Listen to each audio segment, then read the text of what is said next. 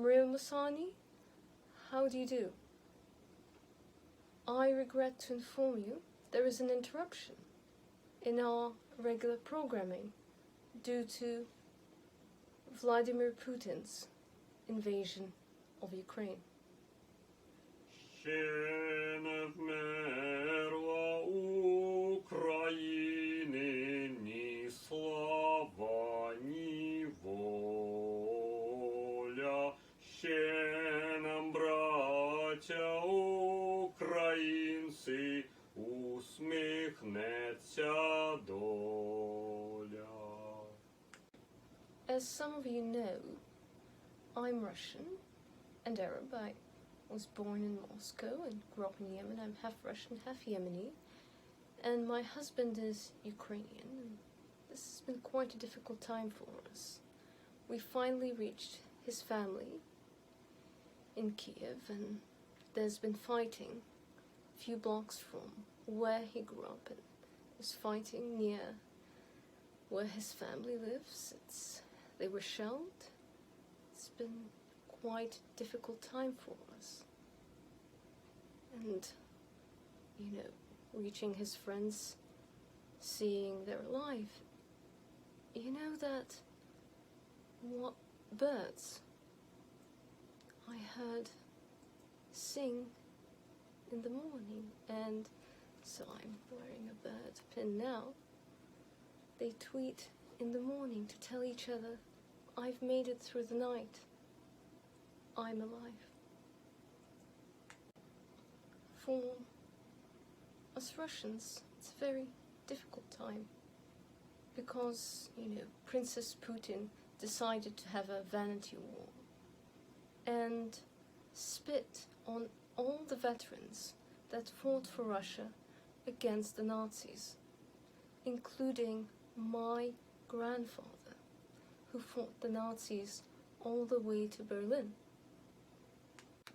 This is a portrait of my grandfather, who fought the Second World War, and I'm here. 22 июня, ровно в 4 часа, Киев бомбили, нам объявили, что началась война. So, in the song, we found out that the war started, the Nazi invasion started on the 22nd, 4 in the morning, when the Nazis bombed Kyiv. And that's exactly what Putin did. It shocked all of Russia. And he's not sane. For a week, you know, my grandfather was crying in my dreams, you know. I saw the war all flash before me. That's why instead of not feeling my best, I saw all the horrors of World War II. I saw the massacres, the cannon fodder, the rapes in Germany. I saw everything in my dreams. And I remember one of the last things my grandfather told me was war is when all crimes are committed. It's the greatest evil humanity has invented. And the biggest war crime is to start a war. And most Russian grandfathers say that the biggest crime is to start a war. The last words my grandfather's was said, Masha, Mashenka, Maria, Maria, where is she? Maria, tell her I love her. For Russians, the memory of our grandfather's sacrifice to keep us safe is sacred. From every 50 Russian men that went to the front lines of World War II, and all the men were conscripted. So from 50 men who went to war, only one would come back. The rest died. and the one would come back usually missing an arm, a leg. My grandfather was incredibly lucky to return with 2 arms and 2 legs, which was a rarity for the time. And also those who had too many limbs missing were exiled on an island. It was a huge, huge sacrifice to keep us safe. And now we are the invader of our neighboring country, and Kyiv is known as the mother of the Slavs. Who on earth would bomb their own mother? And we come as Nazis, as invaders? For Russians, this is just unconscionable. This is spitting on the graves of our grandfathers who gave their life to protect Russia. How dare Putin make Russia an aggressor country?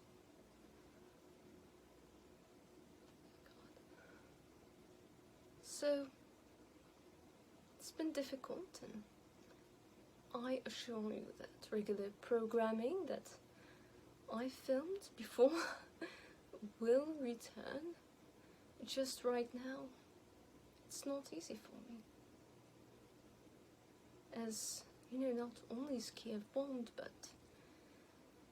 being Russian, I know a few things that I find quite unsettling, and I'm a former political and military analyst by training, and I worked as an analyst for Cambridge University, among others, so I do find the current events quite unsettling, and also rumors I've heard from Moscow that I will share with you on the situation.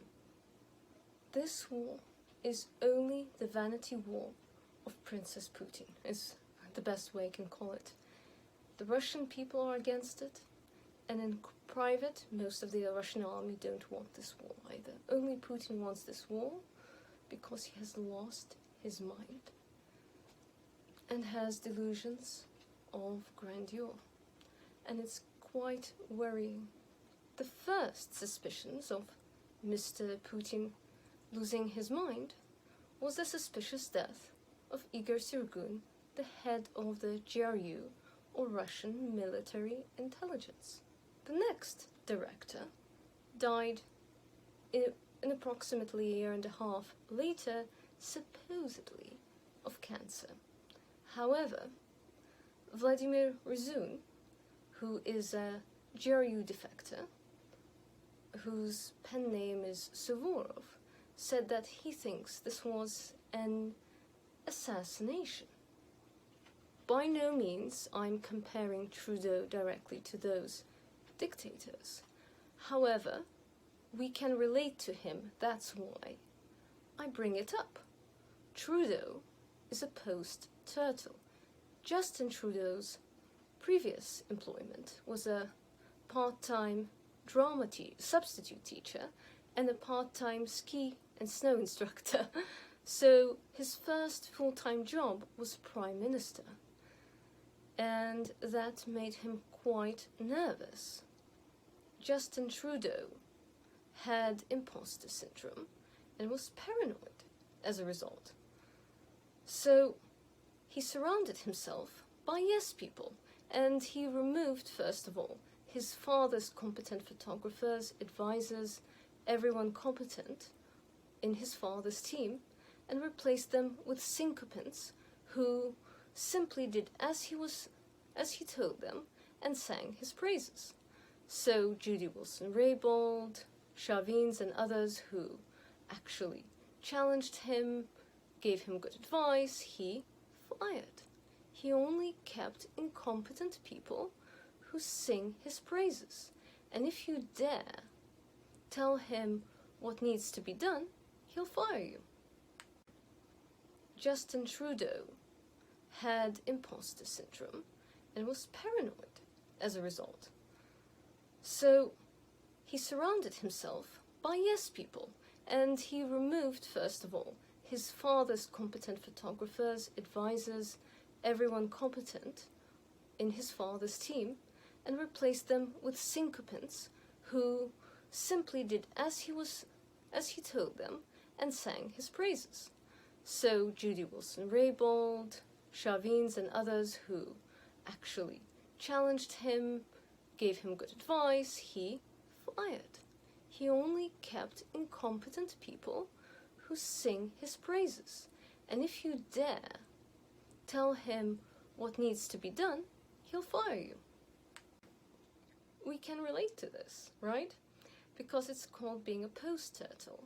When, if you are a diversity hire or your friend puts you in a position far above your qualifications, that can make you insecure and do the same thing.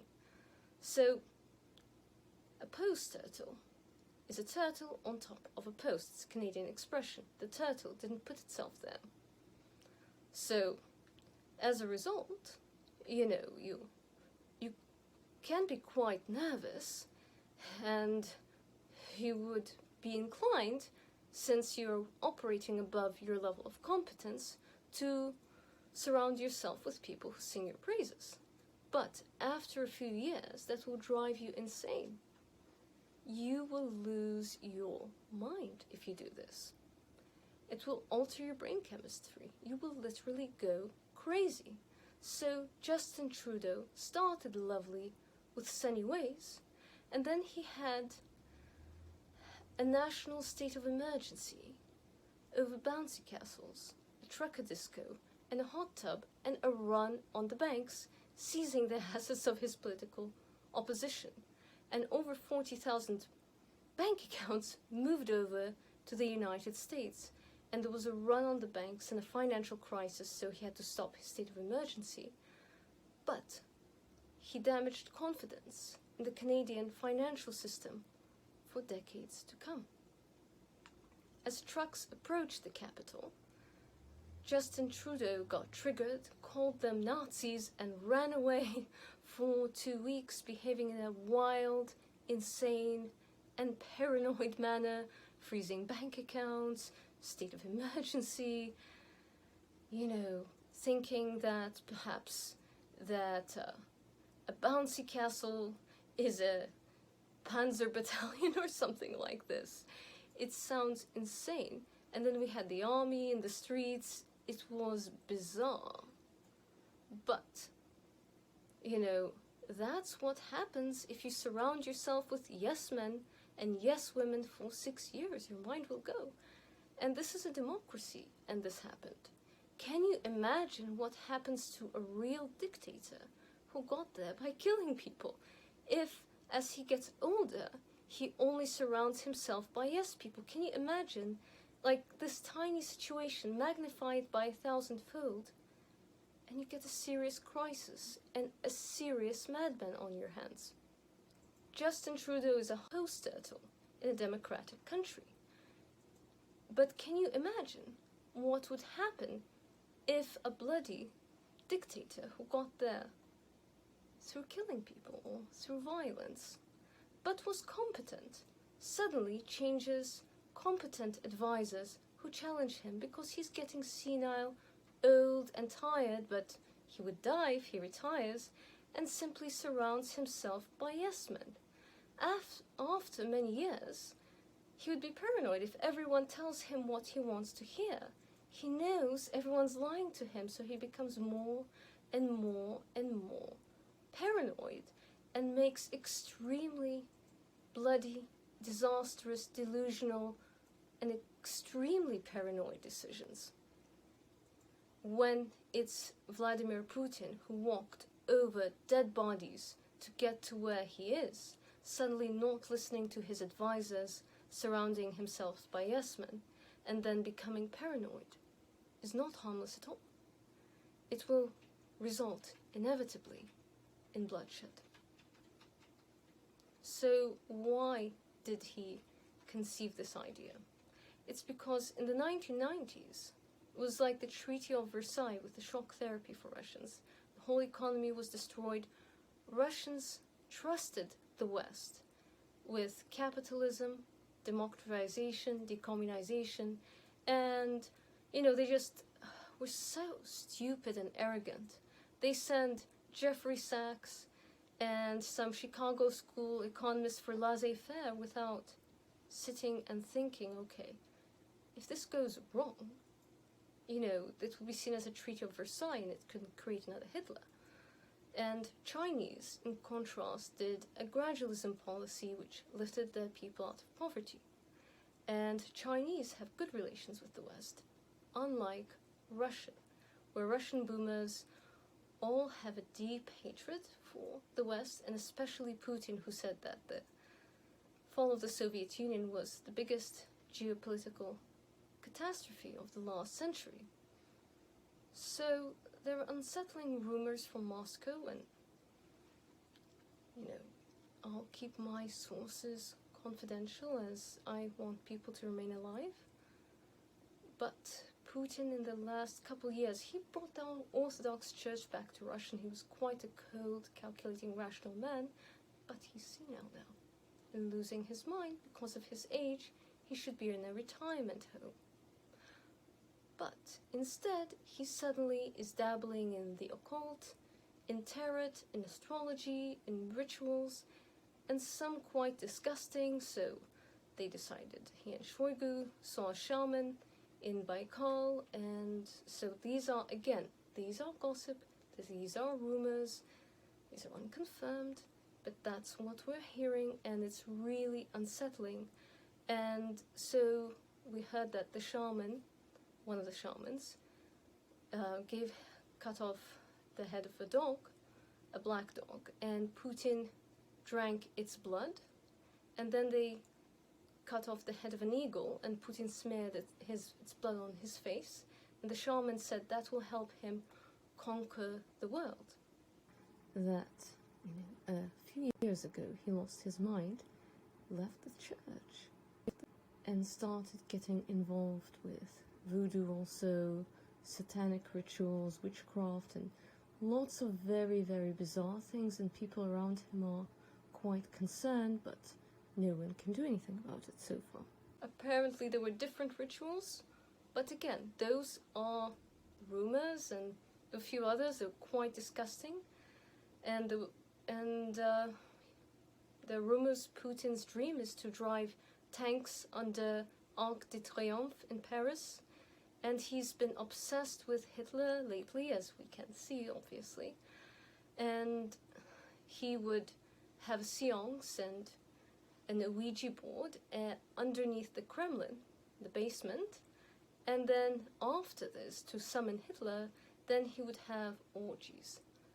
There were rumors that in order to, it's a mafia blood ritual, to make sure that everyone's incriminated, that, we don't know if it's true or not, but that there had to be same-sex orgy before to initiate people, before they had every other sort of orgy, and there may have been substances, things of this sort to incriminate people, to come together, and Putin became really obsessed with Hitler, and then he also used the Ouija board to try to bring back this Napoleon as well.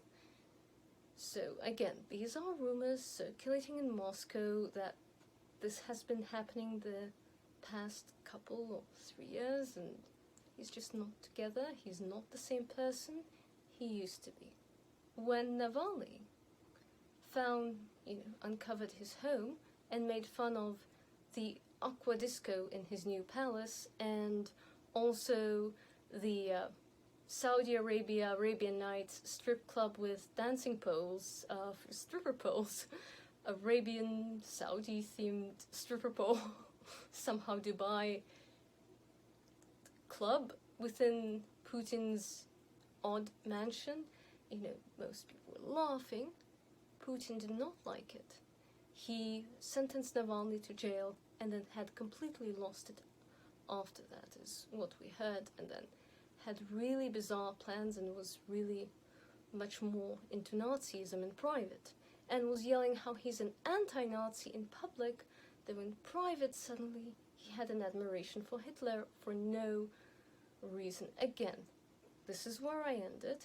these are rumors coming from Moscow, and they're very concerning. We never heard them before, except in the past couple years. So normally there'd be something like Beslan, 9/11, or when false Chechens allegedly blew up apartment buildings. Normally there's some kind of a false flag event before a war, and this is a full-out invasion. There was no propaganda, nothing. This is very odd, and usually this, of course, sabotages morale greatly and makes people oppose the war. They had a blitzkrieg, or they were bombing all the cities, and they thought that they can grab Kyiv. I mean, Putin thought he could grab Kyiv within 48 hours, of course. As we know, that failed. So hopefully there is a lot of sabotage, we're hoping, but it's very sad and concerning. What's also concerning is everyone captured seems to be either a cop or an amateur. So there are 200,000 Russian boys missing because they're just told, oh, go to the front line with a gun at their back. The Russians who were captured said that they, were students who joined the reserve so that they can fund their studies, have some extra cash, and they were told that they will just learn some basic training how to hold a gun in Belarus. So they went, and then they said, okay, you know how to hold a rifle? Good. Now go fight the Ukrainians. And they said, you're crazy. They said, if you don't, we will shoot you. And they put a gun behind their back. So it's quite sad to see this happen to Russian young men, and for what? It's so sad that the civilians in Ukrainians are dying, and it's really sad that they're sending these children to die for no reason except for Princess Putin's vanity war.